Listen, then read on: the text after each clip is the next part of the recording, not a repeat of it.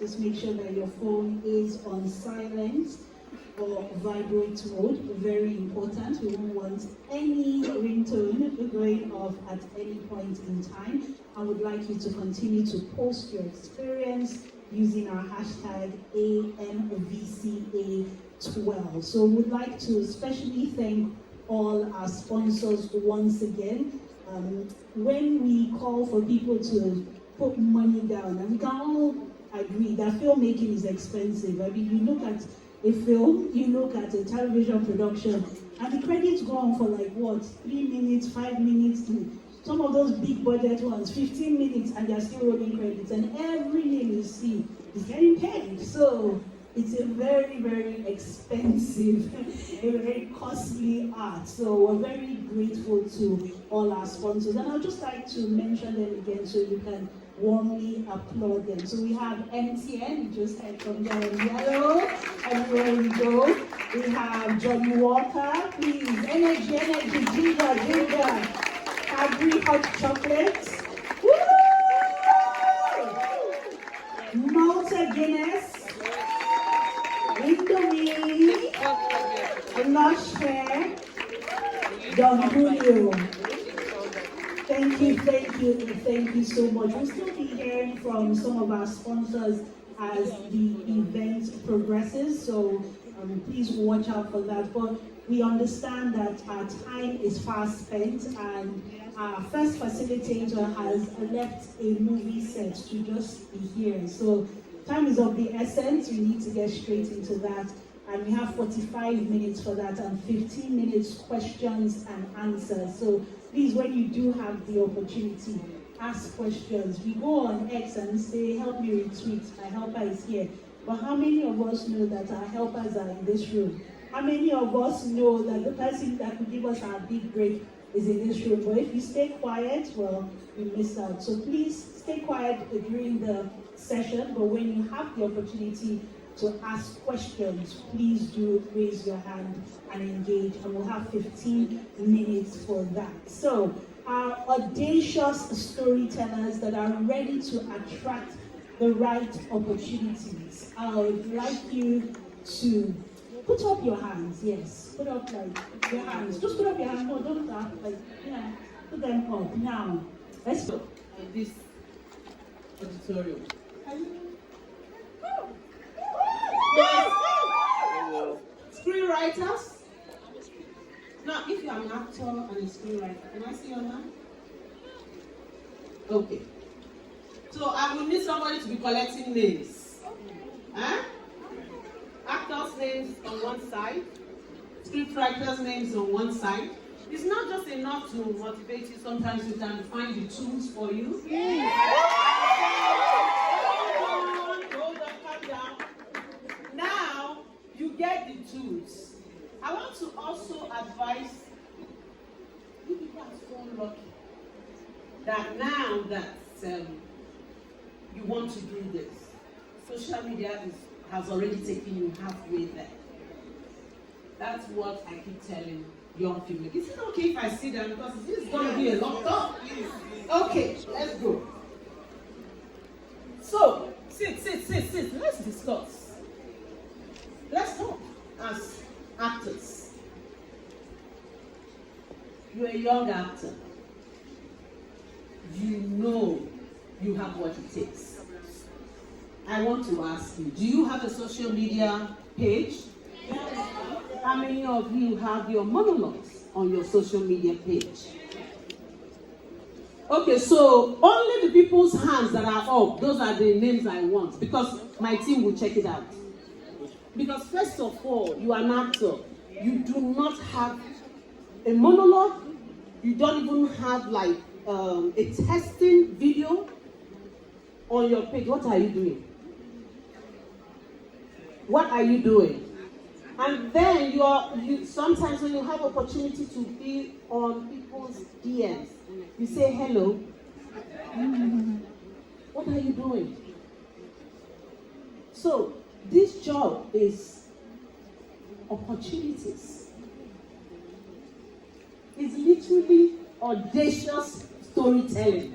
How audacious can you be? when you're given that opportunity, can you match it up? Aura for aura, like I tell you. Oh, yeah. Okay, sorry. I came here today. I want to give testimony. I know I'm probably going to put him on the spot. Don't say, oh my God. This young man here, right here. Stand up, Simon. I don't know if you people have seen him on Jombo TV. Yes, we love him there. But I want to use him as a testimony for you people. Thank you, Simon. So I was at Afrik, and there was this stage play. Bimba and Kitola mentored them, and they presented their play on stage. My assistant is here. So I watched him on stage. Mind you, there were over 30 actors on that stage. I watched him. He had a hat on and all that. I told my assistant, Faith, I said, that one we will have for sure. Go and get his number. I don't think Simon actually auditioned for anything on my channel because I already saw what he had. What am I saying? You need to, as an actor, continuously sell yourself at every given opportunity. If the opportunity is for you to do a kick-ass monologue and pin it on your page, become part of the community. Because the way it works is, when you're a part of a community, you get things done better. Because now someone is noticing you, and you need consistency. You grow only by consistency. It's not by being one-off. Okay, so African Magic gives you this job because you have graduated and they want to fulfill their promise to you. So you do one-off and you sit down. That's not how it's done. Now, if you do that to the best of your ability, that becomes your CV. You carry it, hawk it, pin it on your page. I keep saying that this generation of actors are so lucky. But that luck makes no sense if you're not using it. If you have a social media, you're not pushing yourself or marketing yourself right. Just do your monologue, pin it. Anytime you come to anybody's page, say, Uche Jombo, I'm a very good actor, I want to act in your film. Say you have disturbed my page with that comment a lot and I go to you. That's, now you've captured my attention. I go to your page. I don't see one single thing that makes you an actor on that page. I'm leaving. So, if you're willing to go on this path, you have to take advantage of attention that you grab, because it might not come back. That's it. I have been doing this since I was 17 years. I'm old. I'm 46, so it means I'm almost 30 years in this. Yes. So, my experience alone is masterclass, because I have been through different evolutions of Nollywood. So, but talking to you about this, you might not understand because you're starting, but I want to speak to you from that 17-year-old me. Not sure, because I know that that's how most of you are feeling. You're not actually sure that this is the path that you can succeed in. Maybe because the roles you think will come to you, maybe you're one of those that think that your talent is too much. Mm-hmm. But talent can only take you but far in this industry. Work ethics, the way you present yourself, making sure that every opportunity you utilize it. Not disrespecting this job. I know, I always say something that our work is play, but we don't play with the work. It might look like joke to people, but this is a serious business. So if you understand it, even the people like your family pressuring you, telling you, is this what you want to do? Because you respect the craft, you will keep pursuing it. But if you don't have respect for this, you just one or two people telling you, you're wasting your time, you're doing this, and you will give up. So it will require you being very, very serious, being audacious, like, this is what I want to do, and when that opportunity comes, I am going to take it. When I started, many years ago, I did 2 lead roles. Fortunately for me, I started with a lead role. So I did 2, 3 lead roles. In my young mind, that's how this industry works, that easy. And after that, I couldn't find any other. Because sometimes the work is like that. And what do you do when you hit that wall? You reinvent yourself. You are an actor. It's literally in your job description. You will reinvent yourself. Some of you knew me when I had dreadlocks. All I used to wear were crop tops and shorts. And every campus film, I was there. Every campus film, from girls' sports to the generals, to boys' sports, to black bra, all the campus films. At a point, to me, it felt like my career was stagnant. Almost like that's just what they see fit to give me. But luckily for me, I was also a scriptwriter. So I wrote a script for myself, to break myself out of that. When that script, I gave it to Melissa. She pitched it to a marketer we call Religious. Religious, Uche don't want to play married woman, no now. She came back to me and said, Chama thing. I said, people will give me back my script. I'm taking it. This role is for me. Now, that was the role that redirected my career. The role was called Gamesman Play. It was huge at that time. And after that role, I don't think I got a campus role again. That's when they started casting me for serious roles. Now, that's the power of storytelling and also being able to act. That's why I always like to mentor people that have, I'm not being biased, but sometimes I feel like their growths are slightly different. People that have, storytelling ability. People like, when you're starting, you can tell a story, you can write yourself into a story.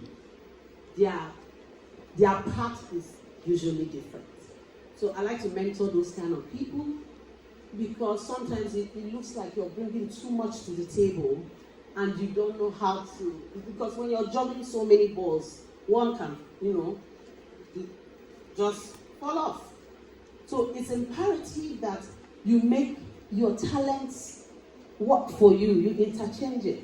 Give me a script. Tell me that this is what I've written for myself. Now, if the character now doesn't look like you, I can say, no, do this one. Then we can go back and forth on that. Now, if you're just an actor, it's a serious job. Make sure that when you have an opportunity, let people come to the comment section of the channel and say, where is Simon? Bring him now, Mama, what's wrong? That means your talent is now speaking for you. It's not just about you knowing me, firsthand. It's about you making use of an opportunity that was given to you, and now people are beginning to take notice of that. To me, that's what being a young actor is. You still have time to morph into what you want to be. I want to say something about the young actors in this room. I won't call anybody again. I have so many people that I mentor that I see here. I'm proud that they are here. But I want to give young actors advice. Take it or leave it. But you will leave it at your own risk. I mean, when I started, most of you were not born. So please, look at it like your mother is advising you. As a young actor, I think you should be about the job. Forget the razzmatazz, forget the packaging, forget anything. Focus on the talent. If I go to your page, every film you have shot should be on your page. That's your CV. That's what will give you more jobs. You continue to grow. You yourself will understand when your brand has evolved to start getting management, PR, and all that thing you young people are crazy about. Do you understand? So please focus on the job. Chances are when someone takes a chance on you, they want you to meet them halfway. They're not going to have patience to always continuously to talk to you because there are about 20 people that want that opportunity that you have and you're not utilizing. So when that person switch, that's it. So I see many young people make that mistake. So don't. Make sure that you focus on the job. When you're being given an opportunity, do it to the best of your ability. That job, that one job will give you 10. And it might not have anything to do with that producer that gave you the first job. That's what I love about this job. One job begets another. That's just it. As long as you do your job well. And you're just as good as your last job. Somebody asked me, when are you going to retire? I say, why? The day I die. I'm an actor. I will, like if I get to 80 now, I will simply, stay in films that need an 80-year-old woman. I am not going to stop doing this ever. In fact, if I stop acting, I think I will be in therapy. So Nollywood is my therapy. No, I am serious. So I want you to understand that this is a serious business. And if you're that type, then you have all the tools you need to succeed in Nollywood. That's it.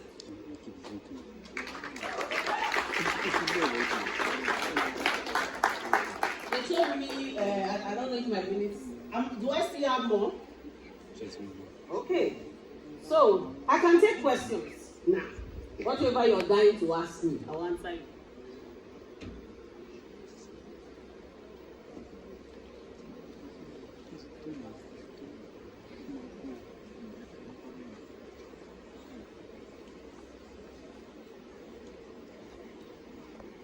All that you've shared so far. So my question is, you said we should take this like a job. It is a job. Yes, I know it is a job. But you've been in the industry for a few years. I am asking a question. No, please, she's asking a question. Go I'm on. not talking about you. I am trying to cite an instance. Okay, and it seemed like in a whole year or two, you might probably just be on 2 sets. And we have bills. And then you think of, let me get a job. And then you start a maybe 9-to-5 job. But obviously, you cannot do both at the same time and then this still look like a job. I mean, film is still like your thing. I know that it's going to be a lot dropping the job because of course you have to sort things out. But is it part of being audacious to say, I don't want to do this job, like I don't want to work and I want to face film? And while doing that, what do you advise such a person to be doing? Okay, so again, I understand, this economy. I understand the need to feed, the need to do everything we need to do as human beings. When I say take this as a job, what I mean is be serious with it. If you're not, the thing about acting is, if you're not serious with acting, acting is not going to be serious with you. This job is such a jealous job. It doesn't leave room for you to do a lot with it. You know, you cannot do this job and do a 9 to 5. I'm very sorry about that. You can't. But if you can maybe do like the jobs that you do like 4 days in a week, so that you're able to pay for your daily needs till the job starts taking you serious. Again, if you don't invest in this work, it's not gonna invest in you. So if you have those jobs you do three times a day, use the other one, create content, go into the good thing about YouTube. Let me tell you now, the good thing about YouTube is that it's a community. Most people that are on my set, they are already part of my YouTube community. They are there, on the comment section, they are there. So that way, when there's an audition, when there's something happening, they already know. Once you find a community that you can belong to, and you're there, you're already on your way. You're already on your way. It's little drops. And by the time it shifts, you know exactly the road that is going to change your life when that road comes. And your prayer is, let me make one thing clear. What we do is very spiritual. So it doesn't matter what you worship, be spiritual. Act itself is spiritual. Because it's a creative work. So by the time you get that road, you already know that now this road will make me, sack myself for that job. You will know. So, but before that time, make sure you have something, maybe a business that you control. That's what I always tell people. Something that is flexible, so that even if you are doing something and an opportunity comes, remember the rule of the game. Being audacious is for you not to miss any opportunity you're given. Whether it's someone trying to fund you as a young filmmaker, if you miss that opportunity, they will give the funding to another person. It's as simple as that. If you're given a role, let me give you an example of what just happened recently. One of my daughters said. So they wrote she had previously worked with someone else, because she was talking to me about it. She had previously worked with someone else. And the girl impressed her so much and said that when they were doing a series, she told her writer to specifically write a role for somebody. Do you know what that means? When a producer likes you and will ask a writer to specifically write to your ability, your acting ability. And then she comes on their set, like they did, and because she was one of the first cast in that series, she had the script before even their 2 other major actors, because their 2 major actors are big names. But she's one of the people she's still grooming. This girl arrived on the set with braided hair to play a secondary school. It's not just braided hair, those human hair thing. That's what you want to use and play a secondary school girl. Could you afford that when you were in secondary school? What is like? I'm just saying, if she was serious, if she read her script and knew that it was a serious role, that this is the role based on the people I'm acting it with. This is the role that is going to change my acting trajectory, and treated that role as a serious business, a serious job that it is, she wouldn't have lost it. So the EP, who is one of my industry daughters, wasn't there. She was on my own set. And then when she got to set, the producer saw her hair and was like, I don't understand. What's going on? I thought you already discussed this with so. She's like, oh, okay. If I have to remove this hair, production has to pay me. First of all, you never reach to demand. That's where putting in the work comes. And they called her, said, this is a saying, it's okay, she can go. Immediately called another person. Like, immediately she said she can go. She immediately called another actress. And what she first asked was that, do you have weave on or blah blah blah? That he said, I don't want to lie to you. This role was for someone else, but it's not happening. So before I can tell you that we might need you on set today, do you have wig on? Do you have weave on? Do you have this? The girl just said, I will lose it. So now as I speak to you, that's who is playing the role. That girl has lost that opportunity that was specifically tailor-made to suit her acting ability. She might never get it again. She might have other opportunities, but this particular one, she has missed it. Code of conduct.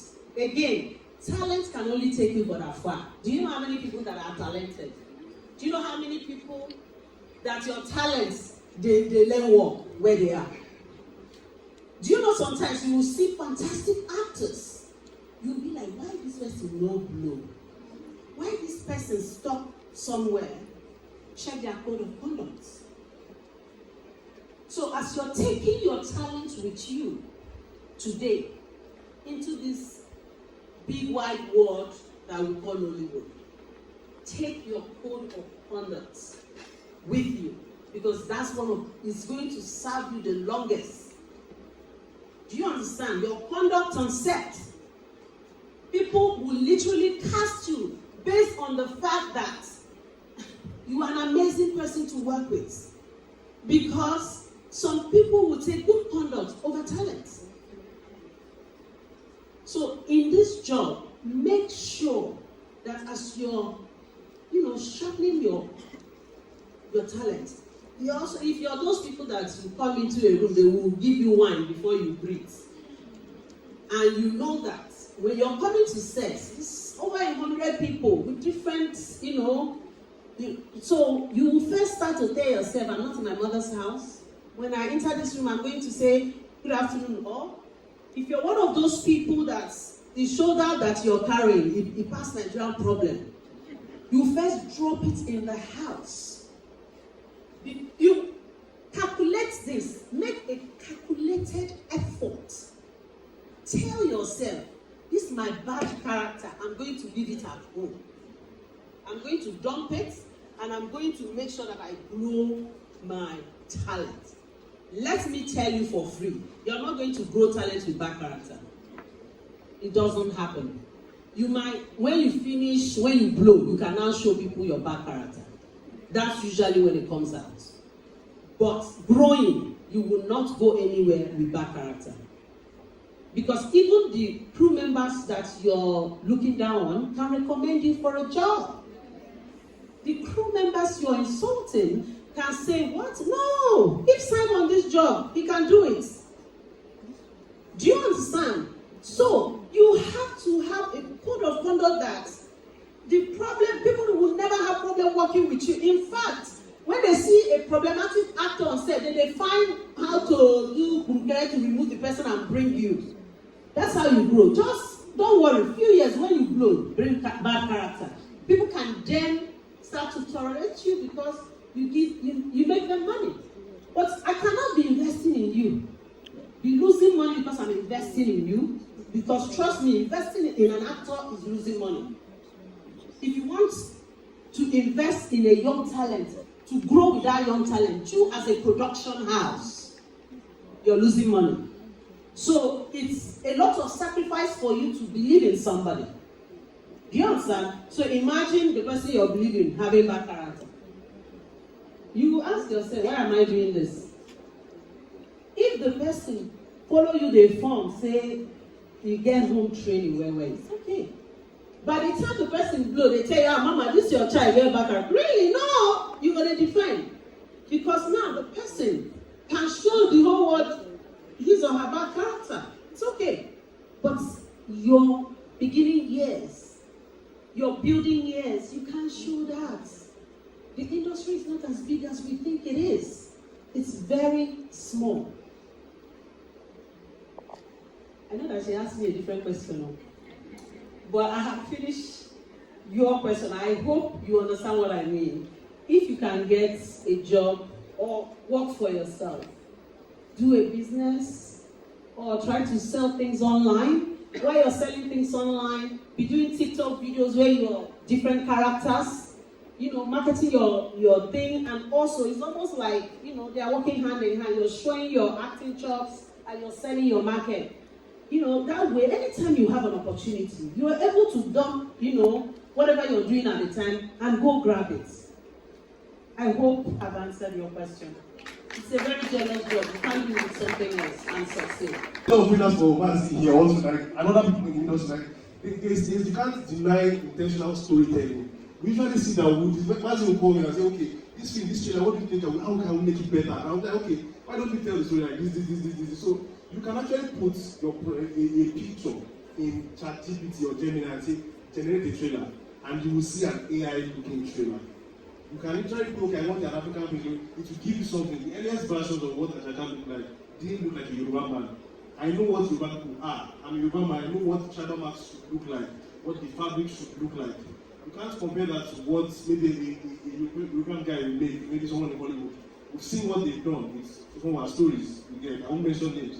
But we know that we cannot relate to that. But if we as filmmakers, as storytellers, know what is real, the originality, the humanity in it, and we can infuse that in our work, in our storytelling, in the way it sounds, the way it moves, I think that's where the difference will come from. And if we can watch animation, we can watch cartoons.